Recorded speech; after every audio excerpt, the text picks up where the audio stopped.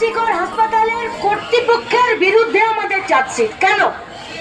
কারণ আমরা প্রকৃত যারা দোষী তাদের শাস্তি চাইছি। হাজার পাতার দুর্নীতির অভিযোগ জমা পড়লো, ভিজিলেন্সে গেল, তারপরে ফাইলটা কোথায় আছে? কে জবাব দেবে? রাজ্যের প্রশাসন, তারা জবাব দেবে না? আরজিকরের দুর্নীতিতে অর্থোপেডিক ইমপ্ল্যান্টের যে দুর্নীতি আছে তার জন্য এখানকার এমপি নিজে কমপ্লেন করেছেন। সেই কমপ্লেনের এগেইনস্টে কি কাজ হলো? তিনি তো একটি নির্দিষ্ট রাজনৈতিক দল থেকে বিলং করেন, সরকার পক্ষের থেকে, পশ্চিমবঙ্গের রাজ্যের। তার অভিযোগের ভিত্তিতে কি হলো? তারপর আমাদের তৃতীয় কথা, প্রিন্সিপালকে দুবার ট্রান্সফার করা হলো, দুবার। সন্দীপ ঘোষকে দুবার ট্রান্সফার করা হলো। ট্রান্সফার করার পরও সেটা কোন কারণে বাতিল হলো, আর তারপরেও তিনি প্রিন্সিপালের পদে থেকে গেলেন? তাকে পদত্যাগ তাকে ট্রান্সফার করতে দেওয়া হবে না বলে কলেজ চত্বরের ভেতরে কারা এর বিরোধিতা করলো?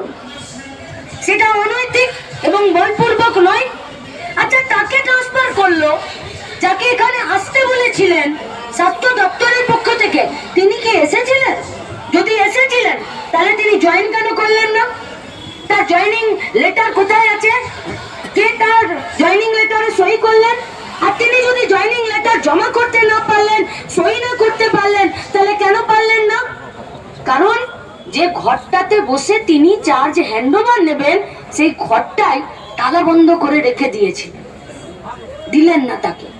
নির্দিষ্ট সময়ের মধ্যে সেই নতুন প্রিন্সিপাল আরজিকরের ড্রাইভার তার চার্জ সামলাতে পারলেন না, নিতে পারলেন না, তাকে আবার ফেরত যেতে হলো।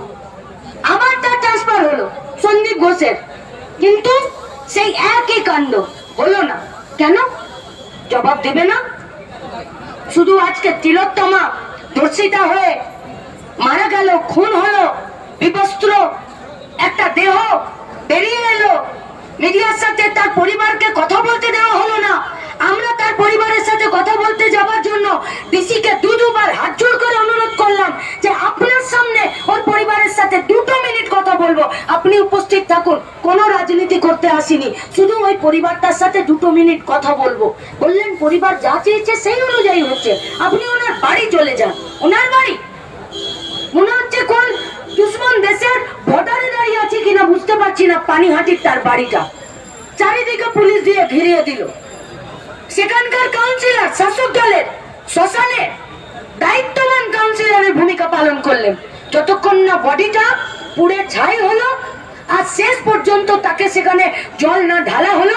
কাউন্সিলর দায়িত্বের সাথে তার নিজের যে দায়িত্ব সেই দায়িত্ব পালন করলেন। কে দিল দায়িত্ব ডেড বডিটা পুড়িয়ে দেবার?